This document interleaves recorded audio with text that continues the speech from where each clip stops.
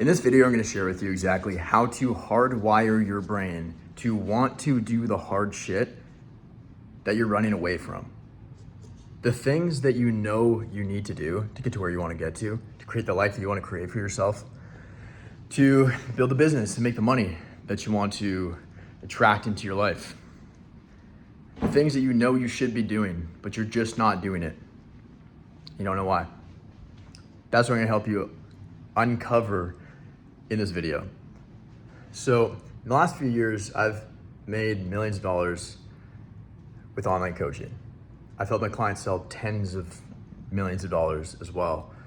And it all comes down to this one core principle. And I learned this probably 4 or 5 years ago when I was in my parents' basement. I had the smallest little window. I remember looking up at that little window, and it felt like a dungeon. I was in this little dungeon in my parents' basement. Now, it wasn't as bad as it sounds, obviously, but it felt like it. It felt like hell, because all I wanted was to get out of there. All I wanted was to actually have some freedom and independence. But at the time, I had no money, no job, hardly any savings, and really no idea what the hell I was going to do with my life. Aside from the fact that I knew I wanted to start an online business of some capacity, so I could make 5 to 10K a month and be an absolute baller and go travel the world and do all that fun stuff. And after I graduated college in 2019, I moved out to a mountain town called Whistler to work at a hotel. And then from there, after that summer, because again, most of my friends were getting like consulting, accounting jobs, all that kind of stuff from school. But I moved back with my parents after being a valet for that summer. And then COVID hit, my dog died, girlfriend dumped me, all within like a month. And I had no money, no job, no income. And I was in a bit of a rut, a bit of a hole. And the realization I had is that nobody was going to come save me. I had to save myself. So I did what had to be done. I did what I knew I had to do, which was push myself so far out of my comfort zone that I had no choice but to become somebody completely different. Because I knew that current version of myself was not who I needed to be in order to get the things that I want, in order to buy a beautiful condo like this, or to buy my dream Lamborghini, murdered out matte black. It's sick. Exhaust is absolutely disgusting. And it makes me so happy every time I drive it. It's so much fun. But back then, it was all a dream. And one of the biggest things that helped me get out of there was understanding that my success was a choice. I had a lot of vices. I had a lot of distractions. I had a lot of things that were holding me back. Things that I wasn't ready to let go of. But what I realized is that every single decision that I had, every single time I would get to a certain point of the day, or when I'd be faced with a decision. Should I go to the gym or should I not today? Should I read a book or should I play Xbox? Should I eat shitty food or should I not? Should I go on my phone and look at bad things and then do something that I'll regret? Or do I not? And what was really critical to overcome that and kind of get through that was understanding that all it took was one decision at a time. All it took was literally just me saying no in the moment. And the frame that I was able to develop was, I'm not saying no to this action that I know is bad. I'm saying no to the life of my dreams if I do this thing. And so every time you're faced, should I do the work? Should I do the hard thing? Should I go to the gym, have a nasty, disgusting workout? Or should I not? Should I take the easy way out? you're not saying no to do the hard thing that you know you should be doing. You're saying no to the life that you dream of, that you claim you want so badly, that you tell everybody and you tell yourself you want so badly, but you're not willing to do whatever it takes to get there. That's the reality of this. And so, like I said,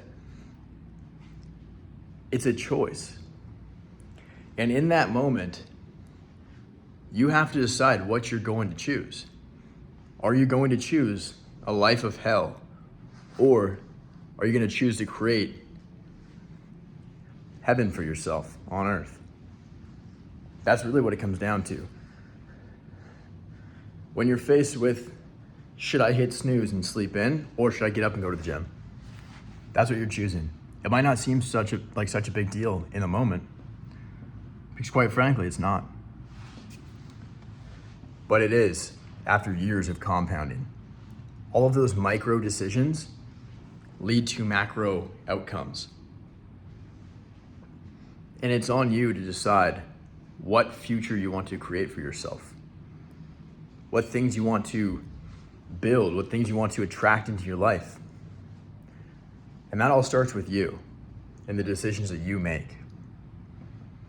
And so when we think about what influences our decisions, it's our belief system. And if we have beliefs that hold us back and that hinder us, then we're always going to stay stuck. Because if we have those convictions, if we hold on to those convictions, those are the exact convictions that got us to where we're at right now, but they're also keeping us where we're at right now. And so you have to be malleable. You have to be flexible. You have to be adaptable. You have to be willing to be challenged, to be open to being challenged. You have to encourage being challenged in your beliefs and your convictions, because that's how you grow. You have to let go of the old to make room for the new. And so a huge, huge frame shift that I had was when I knew I had a lot of hard shit to do that day. For example, when I started 75 hard for the first time, that sucked. That was uncomfortable. I didn't want to do that, but I knew I had to.